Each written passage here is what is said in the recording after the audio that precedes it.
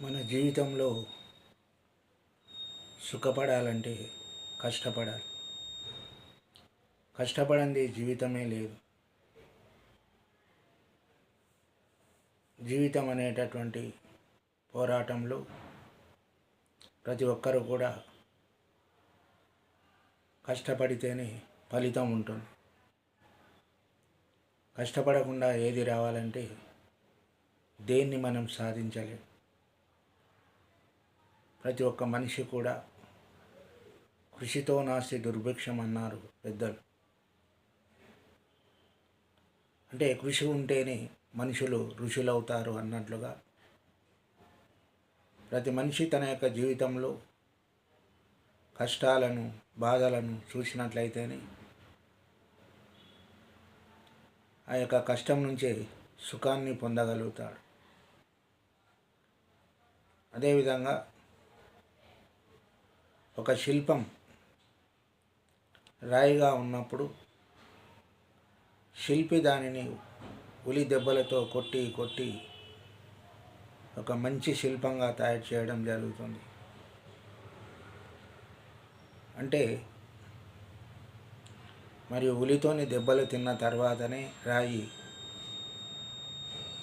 ఒక శిల్పంగా తయారై ఒక రాముడిగాను కృష్ణుడిగాను శిల్పి తయారు చేస్తే ఆ యొక్క విగ్రహం అనేటటువంటిది పూజలు అందుకుంటుంది. అదేవిధంగా ప్రతి మానవుడు కూడా తన యొక్క జీవితంలో ఎన్నో కష్టాలు నష్టాలను అనుభవిస్తేనే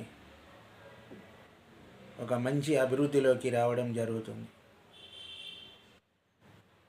అందుకోసం ప్రతి మనిషి కూడా తాను సుఖంగా ఉండాలి అనేటటువంటి భావనను విడిచిపెట్టాలి. కష్టాలు రావాలి. కష్టాలు వస్తేనే సుఖం యొక్క విలువ తెలుస్తుంది. కష్టే ఫలి అంటారు పెద్దలు.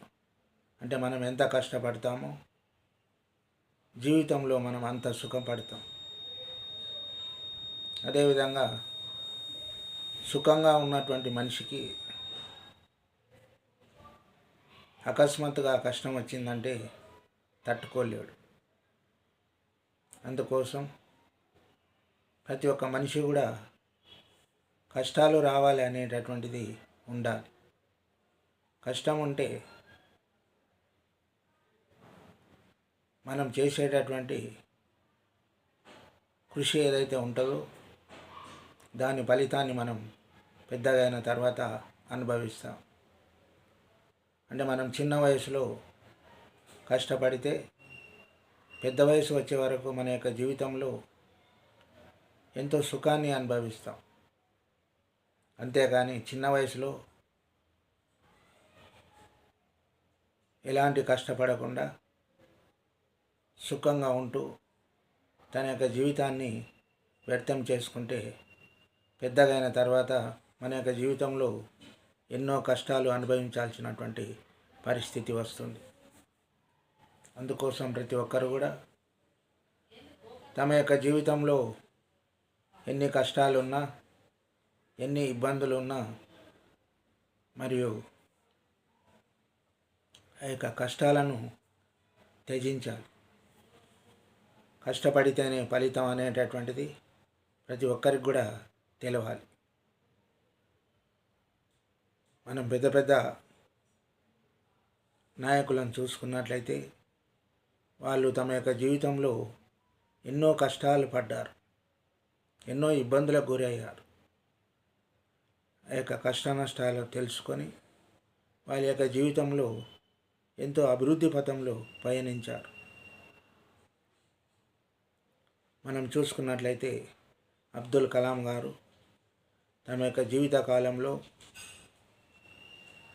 చదువుకోవాలనేటటువంటి ఆశతో వాళ్ళది చిన్న కుటుంబం, పేదవారు, మరి అయినా కూడా తన యొక్క ఆదర్శమే ఏంటంటే నేను చదువుకోవాలి అనేటటువంటి కోరిక. అలాంటి కోరికను తన యొక్క మనసులో ఉంచుకొని అదేవిధంగా దానికి తగ్గట్టుగా కష్టపడ్డాడు. మంచిగా చదువుకున్నాడు. తను ఏరోనాటికల్ ఇంజనీర్ చేయాలనేటటువంటి ఉద్దేశం తన యొక్క చిన్నప్పటి నుంచి కూడా ఉండేటటువంటిది. కానీ మంచిగా చదువుకున్నాడు.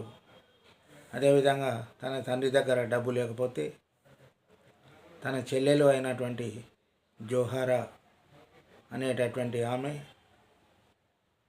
తనకు డబ్బునిచ్చి అన్నా నువ్వు చదువుకో అని చెప్పి తన యొక్క అన్న అయినటువంటి అబ్దుల్ కలాంని ప్రోత్సహించడం జరిగింది.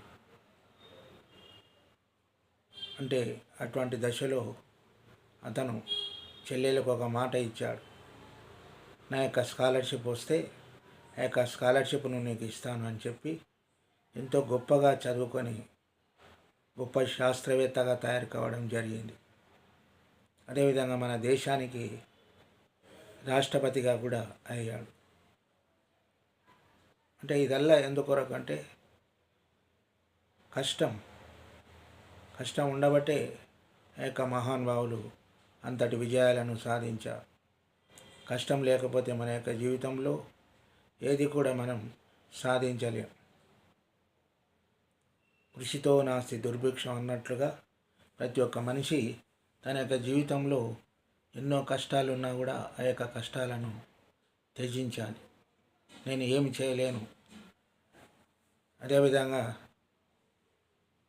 నా నుంచి కాదు అనేటటువంటి అభిప్రాయాన్ని దూరంగా ఉంచాలి. నా యొక్క జీవితంలో నేను ఏదైనా సాధిస్తాను, నా యొక్క జీవితంలో నేను ఏదైనా పొందగలను అనేటటువంటి సదుద్దేశం మనిషి లోపల ఉండాలి. అలా ఉన్నప్పుడే మన యొక్క జీవితంలో ఎన్నో సాధించగలుగుతాం. లేకపోతే దేన్ని కూడా మనం సాధించలేం.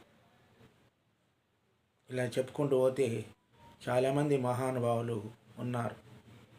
డాక్టర్ సర్వేపల్లి రాధాకృష్ణన్, ఆయన కూడా తన యొక్క జీవితకాలంలో వాళ్ళ యొక్క గ్రామంలో పాఠశాల లేకున్నా